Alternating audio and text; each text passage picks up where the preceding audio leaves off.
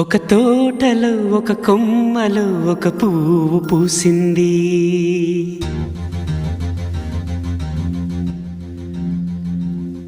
మహారాణిలా మహాలక్ష్మిలా ఆ పువ్వు నవ్వింది.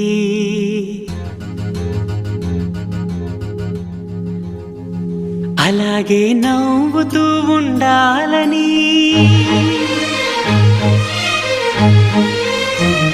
అలాగే నవ్వుతూ ఉండాలని నింగి నేల వాగు వంక చెట్టు చేమ గువగూడు ఆశీర్వదించాయి.